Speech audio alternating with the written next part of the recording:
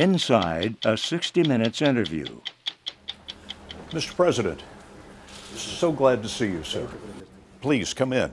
Scott, on 60 Minutes this week, you interviewed the President of Egypt. Rachel Morehouse is the producer.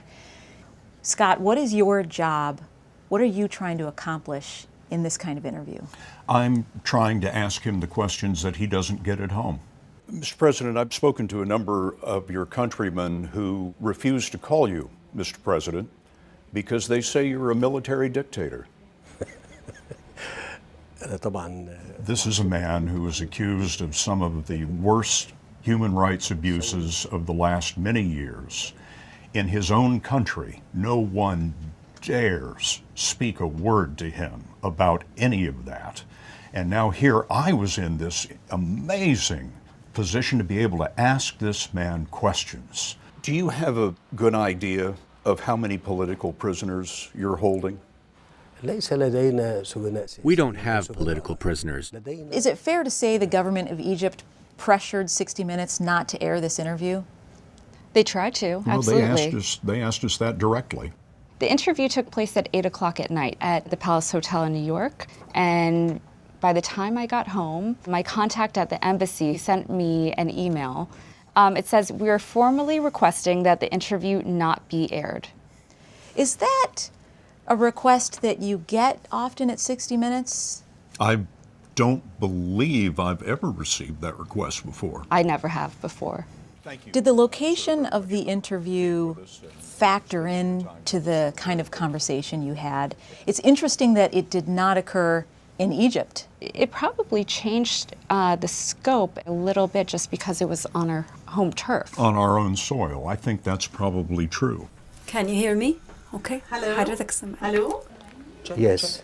Did they have any sense of what the questions might be before the interview?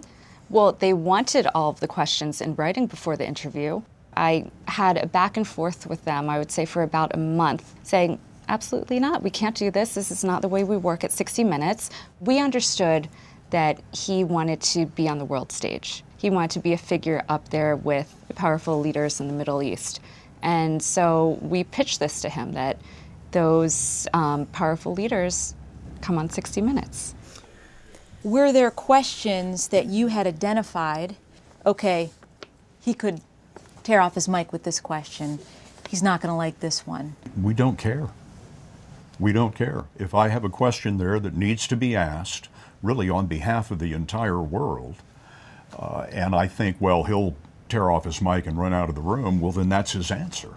Mr. President, the organization Human Rights Watch says that there are 60,000 political prisoners that you're holding today as we sit here.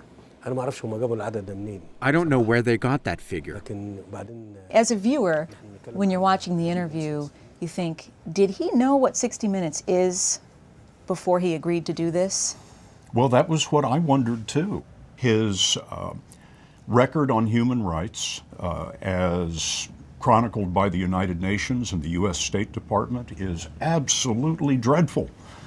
800 people were massacred, protesters in the streets of Cairo. So it was really important to seize this opportunity because I don't know if he'll ever be questioned about it again. Did you give that order? Allow me to ask you a question. Are you closely following the situation in Egypt? From where do you get your information?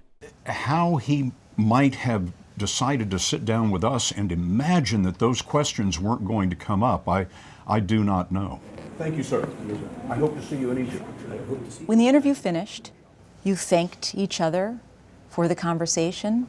There was a plan to continue your reporting. There was, yes. Take that off. Was there any indication that this would go awry? As far as the two principals were concerned, it was as cordial as could be. It was Rachel who took all the heat as soon as I left the room. How did that play out? It was continued pressure.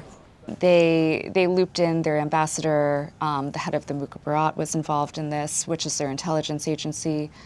Very high-level people were involved in doing everything that they could to try to negotiate with us so that it was on their terms whether or not we aired this interview. So what happens from there? You've got plane tickets booked to go to Egypt. This was just the first portion of your reporting, right? You had planned to go to Egypt and meet el-Sisi there, correct? That's right, and they offered Rachel the red carpet treatment in Egypt. They did. And I mean, I think you said the best advice. You said just be very honest with them.